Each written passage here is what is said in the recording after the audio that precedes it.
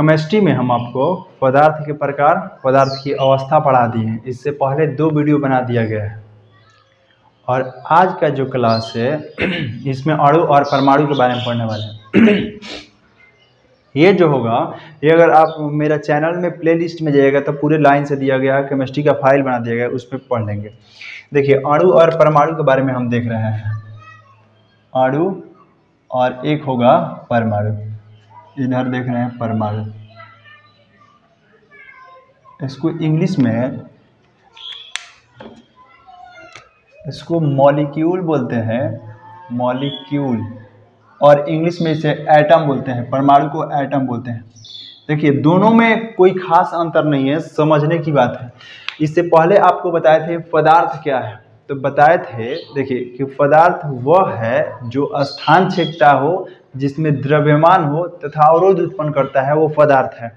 मैंने दुनिया की सारी चीजें पदार्थ है। आपको नहीं समझ में आ रहा तो सब चीज पदार्थ मार दीजिए, एक चीज को छोड़कर, विकिरण, रेडिएशन को छोड़कर दुनिया की सारी चीजें पदार्थ है। हवा, पानी, बोर्ड, मार्कर, सब चीज पदार्थ है। ये क्लियर हुआ? तो पदार्थ का छोटा कण अणु कहलाएगा। मान लीजिए ये मार्कर है और मार्कर का एक छोटा कण, ये क्या कहलाएगा? अणु कहलाएगा। अब बोलता है कि अणु जिन कणों से मिलकर बना होता है उसे परमाणु कहेंगे।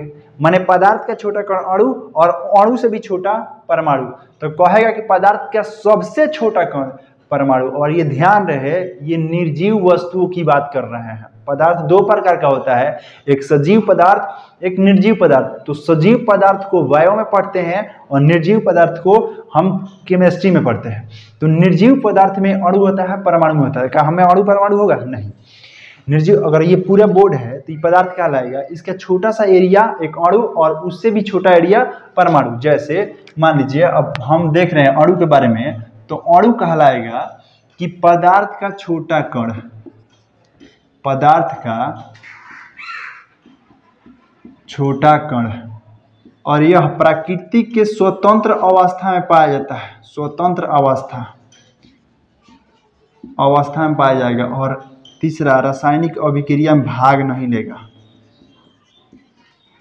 रासायनिक अभिक्रिया में भाग नहीं लेगा मतलब ये है कि प्रकृति के स्वतंत्र अवस्था में पाया जाएगा, तो यह रासायनिक अभिक्रिया में क्या करेगा?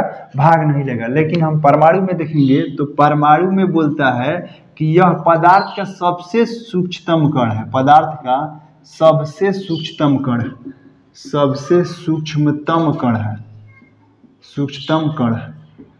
और यह क्या, यह स्वतंत्र अवस्था में पाया जाता है। यह स्वतंत्र अवस्था में नहीं पाया जाता है, स्वतंत्र अवस्था में नहीं पाया जाता है। और यह रासायनिक अभिक्रिया में भाग लेता है। समझिए, एक बात है, स्वतंत्र अवस्था में नहीं, खुला साढ़ की तरह, समझ रहे हैं? एक साढ़ है, खुला घूम रहा है, तो वो क्या है? स्वतंत्र है, किसी से भी अभिक्रिया नहीं कर रहा है, स्वतंत्र अवस्था में है।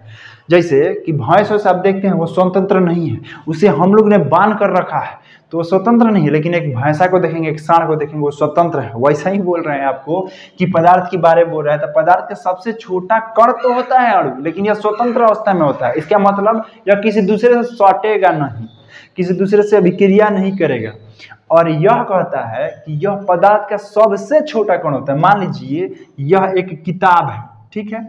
तो यह किताब है, तो ये क्या है? ये तो पदार्थ कहलाएगा, पदार्थ है। और इसका छोटा कण बोल रहा है, इसका छोटा कण, यहाँ से एक छोटा कण ले लिए, तो ये छोटा कण क्या कहलाएगा? अणु। और इससे भी छोटा कण, अणु से भी छोटा कण, मान लीजिए जितना ये गोला है, अभी इतना में जितना ऐसे बना होगा, ये वाला कण परमाणु कहलाएगा। समझ में आया? मतलब कहें कि किसी भी पदार्थ का एक छोटा कण अणु और उसे भी छोटा कण परमाणु। मतलब ये कहें कि पदार्थ का छोटा कण अणु कहलाता है, जो प्रकृति के स्वतंत्र अवस्था में पाया जाता है या रासायनिक अभिक्रिया में भाग नहीं लेता है, अणु। और परमाणु में कहेंगे कि अणु जिन कणों से मिलकर बना होता है, मान लीजिए यही ना गोला है अणु, और यह जिन कणों से मिलकर बना होता है उसे परमाणु कहते हैं, उसे परमाणु कहते हैं। यह किसमें परमाणु होगा? निर्जीव वस्तु में। ये बोर्ड दिखाई दे रहा है, यहाँ से मान लीजिए एक टुकड़ा कर देते हैं तो अणु, और फिर एक और टुकड़ा कर दिए तो परमाणु। समझ में आया? अब पूरी तरह से हम परमाणु पर फोकस करेंगे, अणु पर फोकस नहीं करेंगे।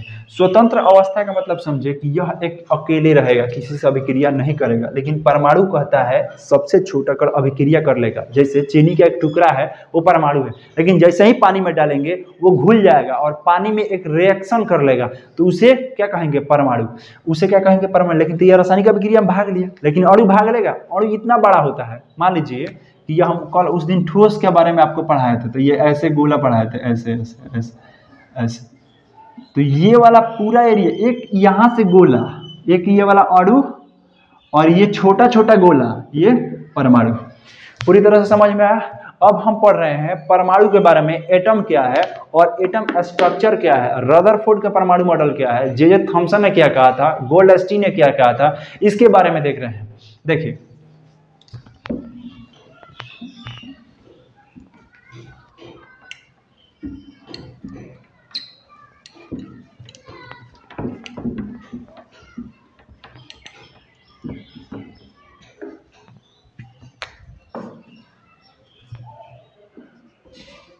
परमाणु, और यह इसका अंग्रेजी नाम होता है एटम, ATOM, एटम।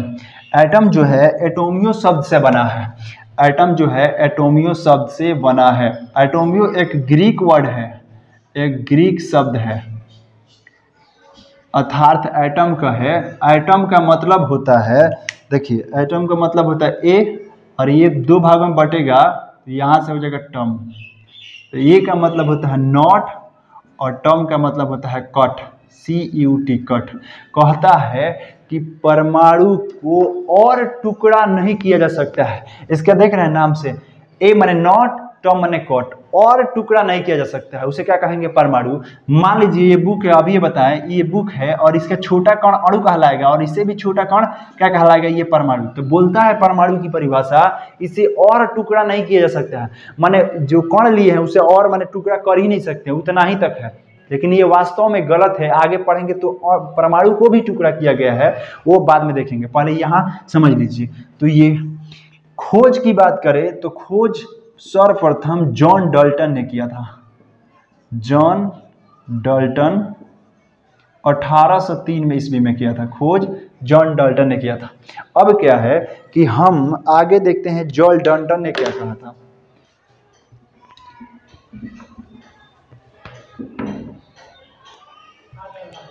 देखिए जॉन डाल्टन ने बोला था, यहाँ से जॉन डाल्टन के अनुसार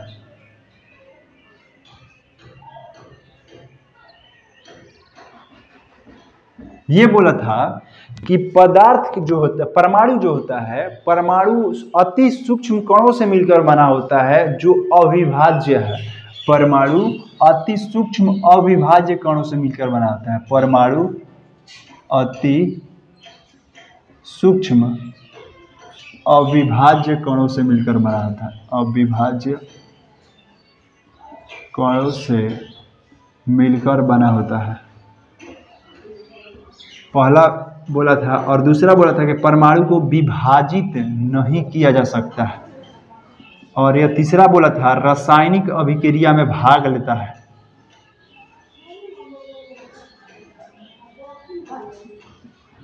नहीं लेता है, रासायनिक अभिक्रिया में भाग लेता है। मतलब समझिए इस बात को। बोल रहा है जॉन डाल्टन कि परमाणु अति सूक्ष्म कणों अविभाज्य कणों से मिलकर बना है, जिससे जो परमाणु बना है वो और टुकड़ा नहीं किया जा सकता है। कौन बोला था? जॉन डाल्टन ने बोला था कि परमाणु को विभाजित नहीं किया जा सकता। और उसके बाद बोला था रासायनिक अभिक्रिया में भाग लेता है।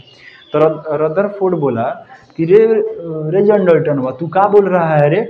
बोल रहा है कि विभाजित नहीं कर सकते हैं और रासायनिक अभिक्रिया में कर सकता है। इसका मतलब क्या? मैंने इस थोड़ा सा इसका दिमाग नहीं है। जॉन डाल्टन एकदम लोल था सबसे बड़ा। समझिए, बोल रहा है जॉन डाल्टन कि विभाजित परमाणु को नहीं कर सकते हैं और यह रासायनिक अभिक्रिया में भाग लेता है। ये कैसे संभव है? मान लीजिए चीनी एक पदार्थ है पूरा, लेकिन चीनी का सबसे छोटा कण परमाणु कहलाएगा ना, तो सबसे छोटा कण परमाणु कहलाए। और हम पानी में चीनी को डाल दिए, पानी में चीनी को, मान लीजिए ये गिलास है और यहाँ पे हम एक चीनी का टुकड़ा लिए, चीनी का एक टुकड़ा लिए और इसमें पूरा पानी से भरा है और डाल दिए। तो जब चीनी का टुकड़ा पानी में घुलेगा तो अभिक्रिया करेगा, रिएक्शन करेगा ना जी। तो रिएक्शन करके चीनी का टुकड़ा तो घुल गया, और जैसे ही घुला, कब घुला, तो रासायनिक अभिक्रिया हो गया। तो घुलने से पहले वो तो टूटा होगा ना, घुलने से पहले वो तो टुकड़ा हुआ होगा। इसका मतलब कि परमाणु विभाजित होता है। और जैसे ही यह बोला था कि रासायनिक अभिक्रिया में भाग रहता है, यही सबसे बड़ा गलती किया था। रदरफोर्ड ने क्या कर दिया कि चीनी का एक टुकड़ा डाला पानी में और चीनी घुल गया, तो परमाणु इसका मतलब टूटा। इसलिए इसका जॉन डाल्टन का एकदम पूरी तरह से नियम फेल हो गया। अब आया था जे थॉमसन। अब इसके बारे में हम आपको बता दे रहे हैं।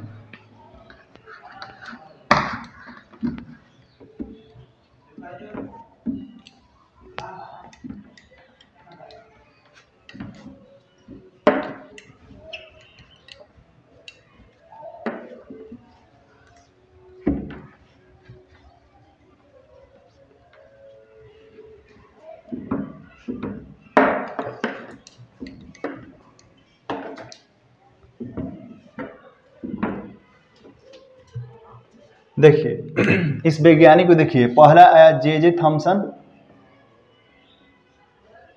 और फिर रदरफोर्ड, और फिर आया था चैडविक। ये सबका जे थॉमसन का स्टूडेंट था रदरफोर्ड, और रदरफोर्ड का स्टूडेंट था चैडविक। समझिए इस बात को, कह रहा है।